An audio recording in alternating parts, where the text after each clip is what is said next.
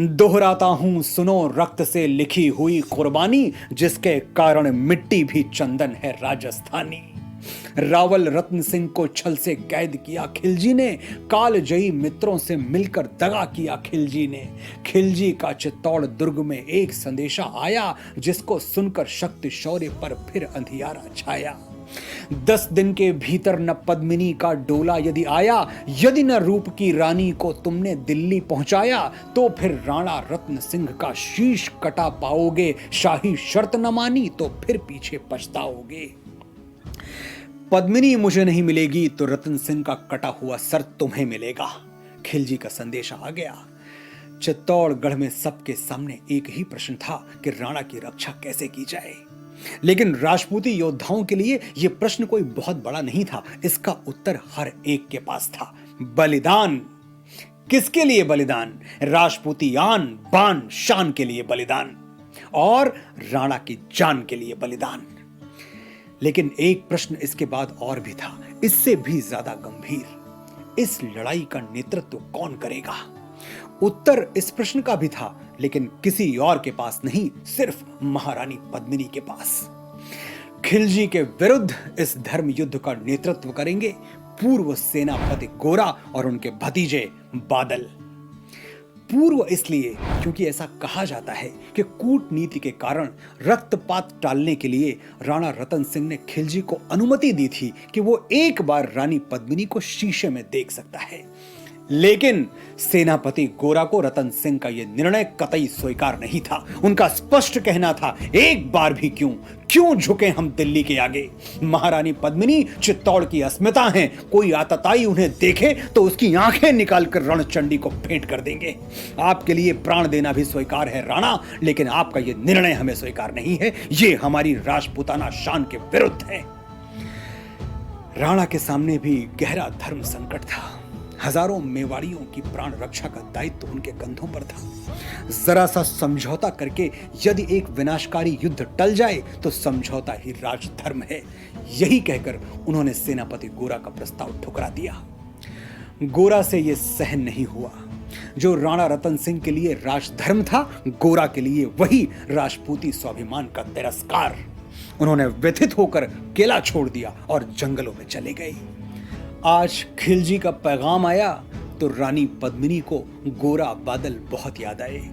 लेकिन रानी जानती थी कि ये अप्रतिम योद्धा यूं ही किसी के संदेश पर वापस नहीं आएंगे।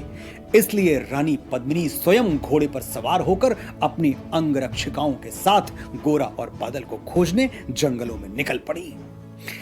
रुष्ट हुए बैठे थे सेनापति गोरा रणधीर, जिनसे रण में भय खाती थी खिलजी की शमशीर।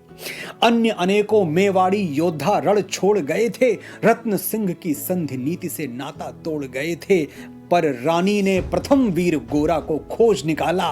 वन वन भटक रहा था मन में तिरस्कार की ज्वाला। गोरा से पद्मिनी ने खिलजी का पैगाम सुनाया, मगर वीरता का अपमानित ज्वार नहीं मिट पाया। बोला, मैं तो बहुत तुच्छ हूं, राजनीति क्या जानूं, निर्वासित हूं, राज मुकुट की हट कैसे पहचानूं।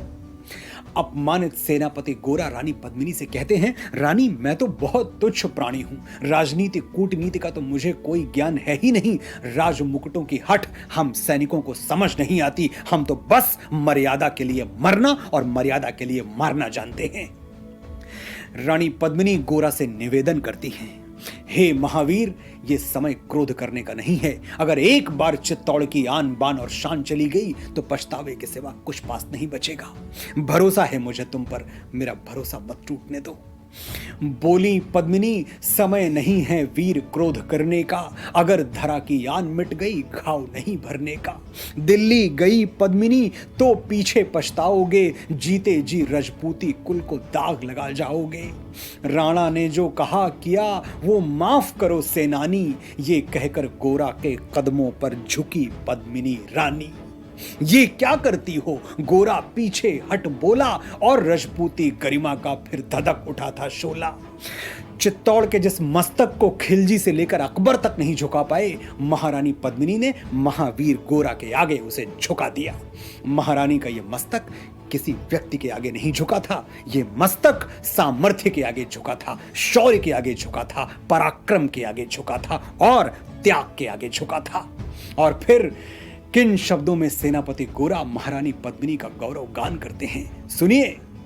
महारानी हो तुम सिसोदिया कुल की जगदम्बा हो, प्राण प्रतिष्ठा एक लिंग की ज्योति अग्निगंधा हो। जब तक गोरा के कंधे पर दुर्जय शीश रहेगा, महाकाल से भी राणा का मस्तक नहीं कटेगा। गोरा की ये शपथ भारतीय वांग्मय में भीष्म पितामह के बाद दूसरी ऐसी शपथ है जो मृत्यु को सर्वोच्च स्तर पर जाकर चुनौती दे रही है। क्या अद्भुत सामर्थ्य है, क्या विहंगम दृश्य है। जब तक गोरा के कंधे पर दुर्जय शीश रहेगा, महाकाल से भी राणा का मस्तक नहीं कटेगा। तुम निश्चिंत रहो महलों में देखो समर भवानी, और खिलजी देखेगा केसरिया तलवारों का पानी। राणा के सकुशल आने तक गोरा नहीं मरेगा, एक पहर तक सर कटने पर भी धड़ युद्ध करेगा। एक लिंग की शपथ, महाराणा वापस आएंगे, महाप्रलय के घोर प्रभंजन भी न रोक पाएंगे।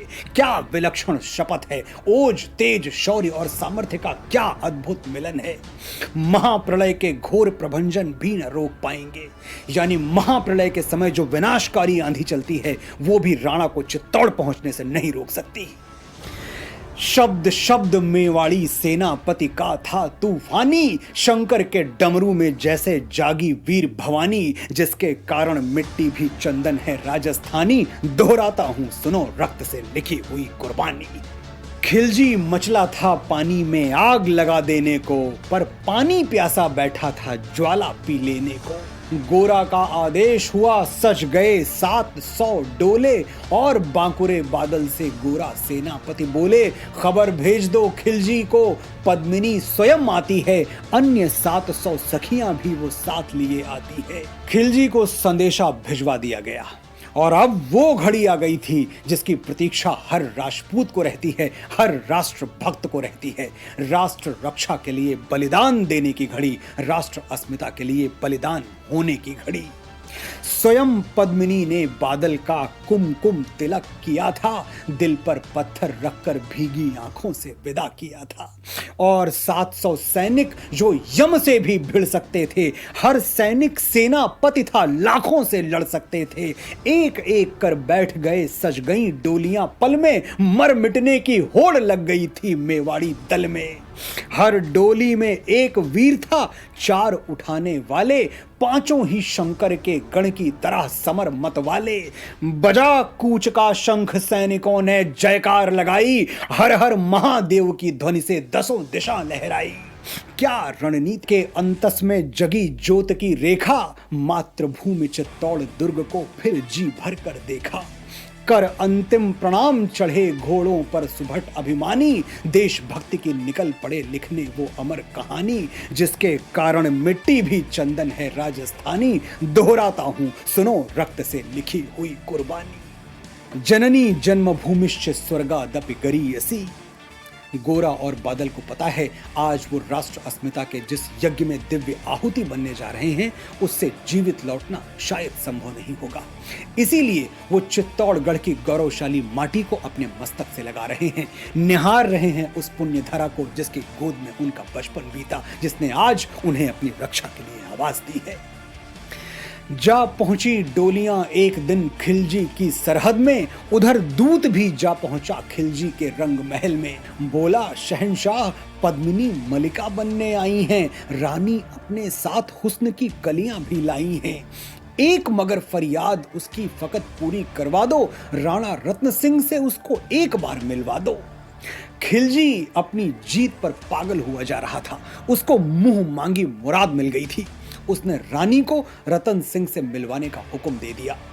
सेनापति गोरा समझ गए यही समय है, सही समय है। उन्होंने अपने भतीजे बादल को बुलाया और उसे सारी रणनीति समझा दी।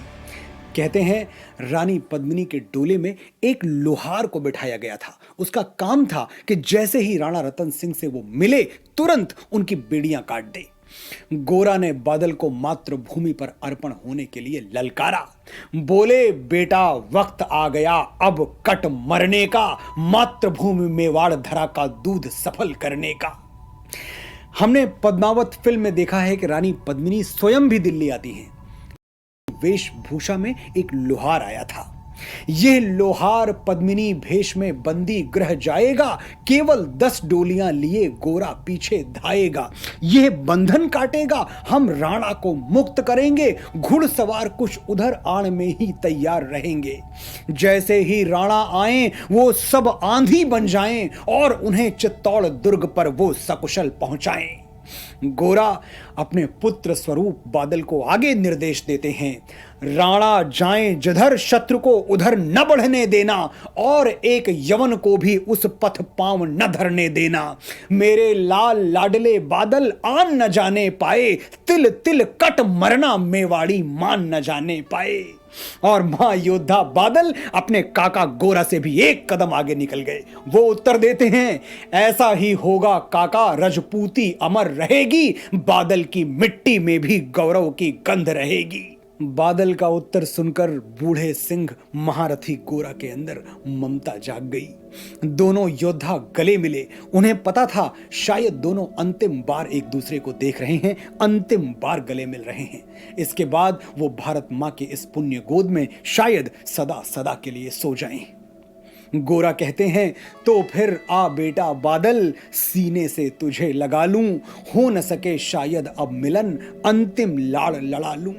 ये कहकर बाहों में भरकर बादल को गले लगाया, धरती कांप गई, अंबर का अंतस मन भर आया। लेकिन महारथी गोरा को पता था कि शौर्य और ममता में कभी बनी नहीं। ममता सिर्फ जीवन प्रदान करती है, लेकिन शौर्य अमरत्व प्रदान करता है। और इसलिए कि बादल कमजोर ना हो जाए, वो दहाड़े, सावधान कह पुनः पथ पर बढ़े गोरा सेनानी, पोंछ लिया झट से मुड़कर बूढ़ी आंखों का पानी, जिसके कारण मिट्टी भी चंदन है राजस्थानी, दोहराता हूं सुनो रक्त से लिखी हुई कुर्बानी। गोरा की चातुरी चली, राणा के बंधन काटे, छांट छांट कर शाही पहरेदारों के सर काटे। गोरा जा पहुंचे उस बंदी घर में जहां महाराजा राणा रतन सिंह कैद थे। लिपट गए गोरा से राणा, गलती पर पछताए, सेनापति की नमक हलाली देख नयन भर आए। लोहार ने राणा के बंधन काटे। उन्हें पश्चाताप हुआ कि अगर उस दिन गोरा की बात मान लेता तो शायद ये दिन न देखने पड़ते। मैंने जिसे पराया समझा, जिसको अपमानित किया, आज वही मुझे बचाने के लिए अपने प्राणों की आहुति देने आया है। लेकिन कोई भी विजय बिना रक्त चंदन से अभिषेक किए पूरी नहीं होती। चित्तौड़ को भी अपने रक्त से दिल्ली सींचनी पड़ी, क्योंकि खिलजी के सेनापति को शंका हो गई थी। पर खिलजी का सेनापति पहले से ही शंकित था। वो मेवाड़ी चट्टानी वीरों से आतंकित था। जब उसने लिया समझ पद्मिनी नहीं आई है, मेवाड़ी सेना खिलजी की मौत साथ लाई है, पहले से तैयार सैन्य दल को उसने ललकारा। निकल पड़ा टिड्डी दल, रण का बजने लगा नगाड़ा। दृष्टि फिरी गोरा की मानी, राणा को समझाया, रण मत वाले को रोका, जबरन चित्तौड़ पठाया। राणा चले तभी शाही सेना लहरा कर आई, खिलजी की लाखों नंगी तलवारें पड़ी दिखाई। खिलजी ललकारा, दुश्मन को भाग न जाने देना, रत्न सिंह का शीश काट कर ही वीरों दम लेना। टूट पड़ो मेवाड़ी शेरों, बादल सिंह ललकारा, हर हर महादेव का गर्जा नभ भेदी जयकारा। निकल डोलियों से मेवाड़ी, बिजली लगी चमकने, काली का खप्पर भरने, तलवारें लगी खटकने। राणा के पथ पर शाही सेनापति तनिक बढ़ा था, पर उस पर तो गोरा हिमगिर सा अड़ा खड़ा था। कहा जफर से, एक कदम भी आगे बढ़ न सकोगे, यदि आदेश न माना तो कुत्ते की मौत मरोगे। रत्न सिंह तो दूर न उनकी छाया तुम्हें मिलेगी, दिल्ली की भीषण सेना की होली अभी जलेगी। ये कह के महाकाल बन गोरा रण में हुंकारा, लगा काटने शीश बही समर में रक्त की धारा। खिलजी की असंख्य सेना से गोरा घिरे हुए थे, लेकिन मानो वे रण में मृत्युंजय बने हुए थे। पुण्य प्रकाशित होता है जैसे अग्रित पापों से, फूल खिला रहता असंख्य कांटों के संतापों से। वो मेवाड़ी वीर अकेला लाखों से लड़ता था, बढ़ा जिस तरफ शेर उधर ही विजय मंत्र पढ़ता था। इस भीषण रण से दहली थी दिल्ली की दीवारें, गोरा से टकरा कर टूटी खिलजी की तलवारें। महायुद्ध हो रहा है, एक तरफ खिलजी का गुमान और दूसरी तरफ राजपूताना आन बान शान और मान। मगर कयामत देख अंत में छल से काम लिया था। गोरा की जंघा पर अरी ने छिप कर वार किया था, कमर से नीचे वार कर दिया। वहीं गिरे वीरवर गोरा जफर सामने आया, शीश उतार दिया धोखा देकर मन में हर्षाया। जफर ने धोखे से गोरा का सर काट दिया।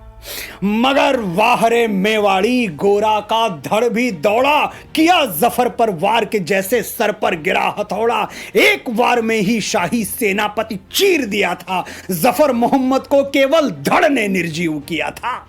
महाप्रतापी गोरा का सर कट गया तो सिर्फ उनके धड़ ने खिलजी के सेनापति जफर मोहम्मद के टुकड़े टुकड़े कर दिए। ये है हमारा शौर्य, ये है हमारा पराक्रम, ये है हमारा राष्ट्र प्रेम।